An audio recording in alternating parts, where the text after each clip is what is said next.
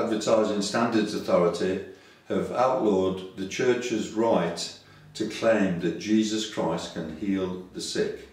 I hope you saw the video. If not, it will be on the archive page. Following that, the news told us that it is now also forbidden for local councils to open their meetings in prayer. That for people from other countries, that is local government bodies to open in prayer, it is now illegal. It's been banned. Oh dear, he's doing my head in all this, to be honest with you. The reason I laugh is because it's the only way you can get rid of the frustration of it all. The secularists throughout the United Kingdom have the same evangelical fervour that Christians used to have many, many years ago, but sadly they no longer seem to have it. How much of this is the fault of the church, what's going on in our society today? Heavens alone knows. My question is, what is the church doing to stand up against all of this? It doesn't seem to be doing a fat lot right now. Apart from a few groups, that is, such as Christian Concern in this country, an excellent body, Christian Voice, a man doing a very good job there, and possibly one or two other groups. Apart from these, I have to say that the silence of the church is deafening. What is happening to the church of today? You know, where I live, you would be hard pressed to find a church that opens on a Sunday evening. Most churches open on a Sunday morning and then close down on a Sunday evening. A Christian minister, a friend of mine, recently said to me, John, he said, I couldn't get my people to turn out on a Sunday night anymore. What's happening to the church? What a state we're in. When I was a young Christian, every church opened twice or three times sometimes on a Sunday. And several times they would open in the week for various meetings, prayer meetings, Bible studies, youth meetings, etc., etc. You know, I wonder what Christians are doing with themselves on a Sunday evening. Do they sit round the family table and have a Bible study, or a time of intercessory prayer for our nation or for their own church perhaps? I don't know. Or more to the point, do they simply sit and watch television? I suspect that that is more what Christians are doing these days on a Sunday night. You know, I was once told that during the Great Fire of Rome, how Nero was fiddling, playing his fiddle, whilst Rome burnt down. Is that not what the church is doing? Playing around, watching television on a Sunday night, whilst our nation heads for moral and spiritual collapse? I want to read a verse from the Bible. It's from Revelation chapter 3, verses 15 to 16. Beginning verse 15, Jesus says to the Laodicean church, I know your deeds, that you are neither cold nor hot. I wish you were either one or the other. So because you are lukewarm, neither hot nor cold, I am about to spit you out of my mouth.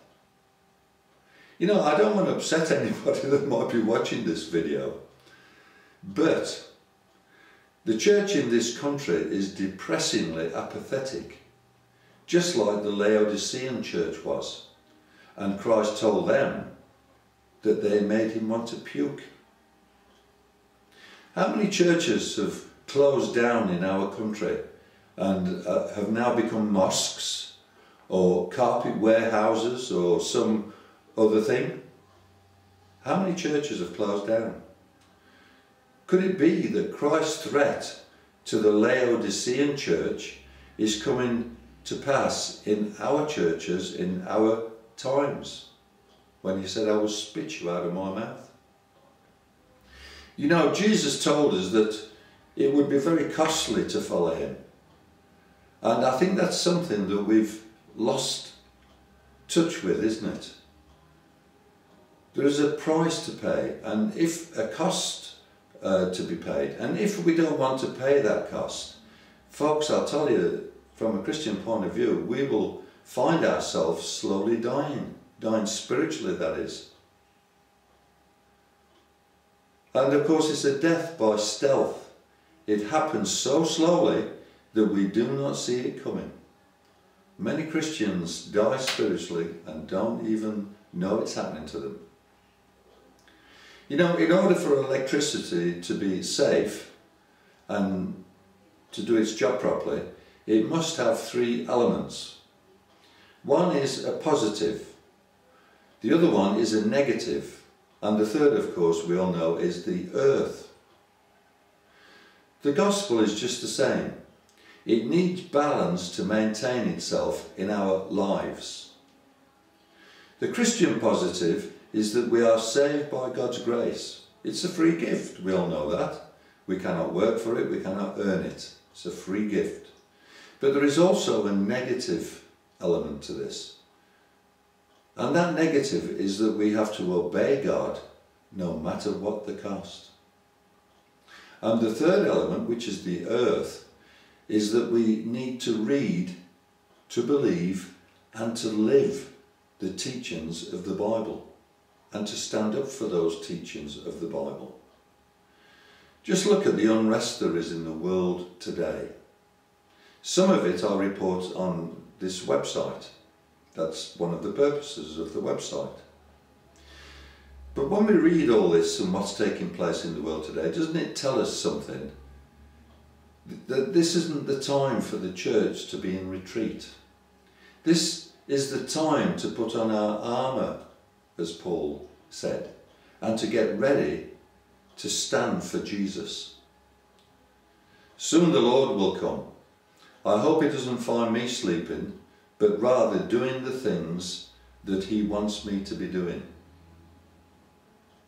You know, it's not my intention to alarm anybody. I'm not an alarmist, I try not to be. But I want to encourage Christians to wake up, because we are losing ground at a very, very rapid rate. Not only in this country, but in other so-called Christian countries too. Let me tell you something about England. In the International League table, that's the International League table of free speech, you understand that? Do you know what position Britain is in that league table? We've now fallen into 28th position. This land that was the home of free speech and the guardian of free speech is not even in the top 10 anymore, but rather in the 28th position. Doesn't that concern some of us? What kind of a country are we becoming? With the church allowing itself to go into decline, I don't think we have a very rosy future. Do you? I think it's time for the church, in this country particularly, to wake up or die. 2 Corinthians chapter 13 and verse 5 says this: examine yourselves to see whether you are in the faith. Test yourselves. Do you not realise that Christ Jesus is in you? Unless, of course, you fail the test. You know, folks, I think this coming week it would do well if we were all just to run a little check on ourselves and decide if we are living in apathy or whether our works line up with our testimony. It isn't enough just to say, I love Jesus. In Matthew 14, verse 23 and 24, Jesus himself said, anyone who loves me will obey my teaching, but anyone who does not love me will not obey my teaching. You know, these are good thoughts for us to think about this next week and see where we are in all of this, whether we're standing for Jesus or whether we're sleeping for Jesus. Have a great week, folks. God bless you. You alone I worship and adore.